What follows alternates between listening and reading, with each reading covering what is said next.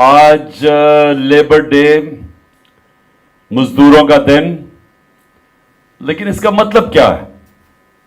یعنی ہم جب کہتے ہیں کہ مزدوروں کا دن ہے تو اس کا مطلب کیا ہے؟ اس کا مطلب میرے پاکستانیوں، اس کا مطلب یہ ہے کہ یہ مزدور جو ہیں یہ سب سے محنت کش لوگ ہوتے ہیں. یعنی وہ محنت کرتے ہیں یہ، اور سارا دن ان کی محنت صرف اپنی بیوی بچے پالنے کے لیے ہوتا ہے. یہ وہ لوگ ہیں جن کے اوپر ملک چلتے ہیں کیونکہ ان کی مزدوری کے اوپر، اور یہ مشکل کام کرتے ہیں.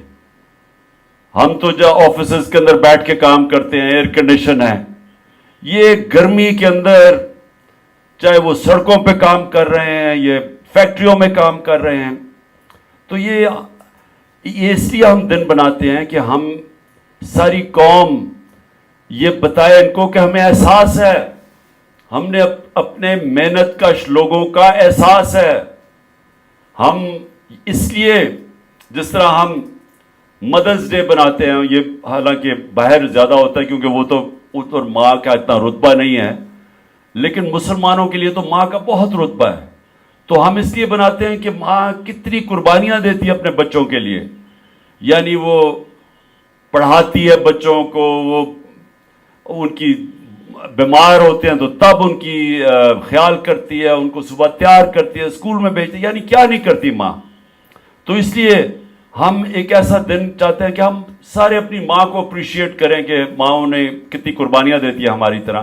اسی طرح آج لیبر ڈے ہے، ہم اپنے مزدوروں کو آج اپریشیٹ کرنا چاہتے ہیں کہ یہ وہ لوگ ہیں جو محنت کرتے ہیں، اور جو ان برے حالات کے اندر جب جس طرح آج کل ملک کے اندر جو انڈسٹری بند ہوتی جا رہی ہے، جو ہماری گروتھ ریٹ جس کو کہتے ہیں کہ جس طرح ہماری دولت میں اضافہ ہو رہا تھا، 6% ایک سال پہلے تھا، آج وہ 0.4% پہ آ گیا ہے. تو جب آپ کی گروتھ ریٹ کم ہوتی ہے، جب دولت میں اضافہ کم ہوتا ہے، جب فیکٹریاں بند ہوتی ہیں تو بے روزگاری بڑھ جاتی ہے. تو سب سے بڑا اس کا جو نقصان وہ بیچارے مزدوروں کے اوپر بوجھ پڑتا ہے، بے روزگار ہو جاتے ہیں. میں نے اپنے دور پہ پناہ گاہ بنائی. اب پناہ گاہ کیا تھی؟ ہمیں پتا تھا کہ مزدور باہر سے آتے ہیں لوگ مزدوری کرنے کے لیے، اب وہ پیسے بچاتے ہیں اپنے محنت کے، دیہاڑی کے، تاکہ وہ اپنے گھر بیوی بچوں کو پیسے بھیج سکیں. لیکن اب اگر ان کا کھانا پہ بھی پیسہ خرچ ہو رہا ہے، کرائے پہ بھی پیسہ خرچ ہو رہا ہے، کسی جگہ ٹھہرنے پہ، تو ان کے لیے پیسے کم بچتے تھے اپنی بیوی بچوں کو بھیجنے کے لیے. تو ہم نے پناہ گاہ بنائی، اور پناہ گاہ وہ تھی جدھر وہ جا کے سو بھی سکتے تھے، بسترا تھا، کھانا ملتا تھا، نہا دھو سکتے تھے وہاں. تو ہم نے اس لیے پناہ گاہ بنائی. مجھے افسوس سے کہنا پڑتا ہے کہ یہ جو موجودہ امپورٹڈ چوروں کی حکومت ہے، انہوں نے بند کر دیا وہ پناہ گاہ، جس کی وجہ سے مزدور اتنا، یعنی جو بھی پیسہ وہ مزدوری کا تھا وہ سارا اپنے گھر بھیج سکتے تھے، کیونکہ کھانا بھی مفت ملتا تھا، رہنا بھی مفت تھا، نہانا بھی تھا. تو اس لیے میں صرف بتانا چاہتا ہوں کہ یہ وہ لوگ ہیں جو اوپر بیٹھے ہوئے ہیں جنہوں نے ہیلتھ کارڈ بند کر دیا ہے. آپ یہ سوچیں کہ مزدوروں کے لیے کتنی بڑی چیز ہے. ہم نے جو صحت کارڈ دیا تھا کہ ہر خاندان کے پاس 10 لاکھ روپیہ ہیلتھ انشورنس تھی، ہر خاندان کے پاس، کہ وہ کسی بھی ہسپتال میں اپنا علاج کروا سکتے تھے. مطلب یہ کہ اگر ایک سرکاری ہسپتال میں وہ علاج نہیں ہوتا تھا تو وہ جا کے پرائیویٹ ہاسپٹل میں کروا سکتے تھے.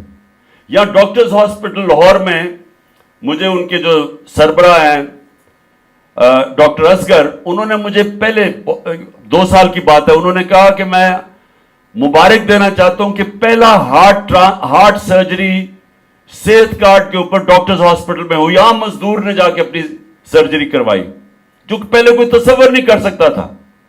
کوئی مزدور تصور نہیں کر سکتا تھا کہ پرائیویٹ ہاسپٹل میں جا کے اپنے دل کی سرجری کروائے.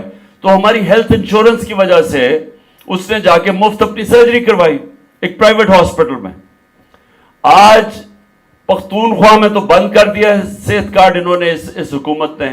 اور دوسرا पनाह गाह सारी जगह बंद कर दिया। बेचारे मजदूर या सड़कों के ऊपर सोएंगे क्योंकि किराया वो दे नहीं सकते, या वो पैसा खर्च करेंगे जाके अपने खाने पीने पे, तो पैसा कम बचेगा, वैसे ही बेरोजगारी का दौर है। तो मैं अपने मजदूरों को आज सिर्फ ये कहना चाहता हूं कि मेरा जो तस्वर है पाकिस्तान का वो है फलाई रियासत। फलाई रियासत का मतलब ये है कि जो बुनियादी ज़रूरियात हैं, जो लोगों की, हमारे गरीब, कमज़ोर, मजदूर, किसान, उस तबके की जो बुनियादी ज़रूरियात है वो इंशाल्लाह रियासत पूरी करेगी। और हमारी पूरी कोशिश ये है कि जिस तरह हम हेल्थ कार्ड लेके आए हैं, आगे हमने एजुकेशन कार्ड लेके आना है।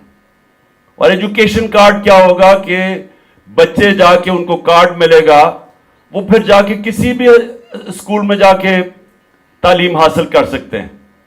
तो ये भी अब ये मेरा अगला, इंशाल्लाह जब भी अल्लाह ने मौका दिया, तो एजुकेशन कार्ड, ताकि एक गरीब के बच्चे को, वो क्यों गंदे स्कूल में जाए, उसको भी मौका मिले अच्छे स्कूलों में जाने का। और इससे क्या होगा, इससे होगा कि स्कूल बेहतर हो जाएंगे। जब प्राइवेट लोग स्कूल बनाएंगे और वो एजुकेशन कार्ड की वजह से वो फिर उन स्कूलों के अंदर बच्चे जा सकेंगे, अच्छे स्कूलों के अंदर, वो भी उनको भी मौका मिलेगा ऊपर जाने का।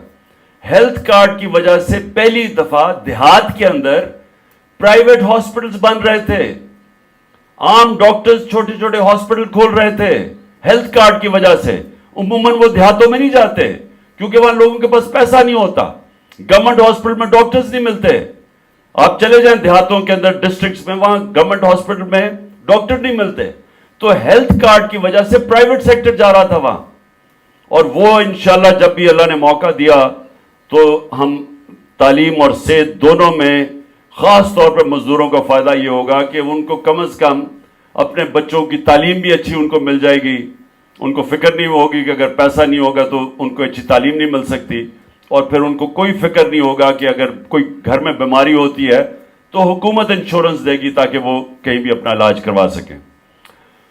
अब कल इंशाअल्लाह मैं खुद लाहौर की रैली लिबर्टी मार्केट से इंशाअल्लाह 1 बजे हम वहां जमा होंगे, और उधर से पैदल रैली हमारी जाएगी नासिर बाग।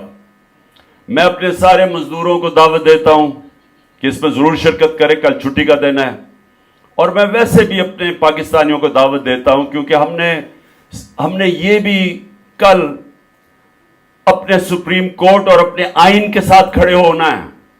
ये जो कोशिशें हो रही हैं हमारे आइन को तबाह करने के लिए, ये जो इलेक्शन से भाग रहे हैं, ये वो लोग हैं जो कब्जा करके बैठे हुए मुल्क पे और डरे हुए इलेक्शन से।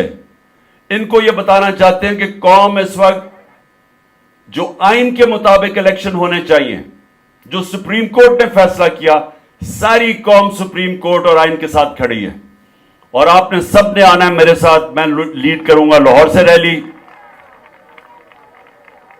इंशाअल्लाह हम लिबर्टी से अपनी रैली शुरू करेंगे, और दूसरी तरफ पिंडी से हमारी रैली शुरू होगी, वो शाह महमूद लीड करेंगे और असद उमर, और वो जाएंगे इस्लामाबाद तक, वो भी पैदल रैली होगी।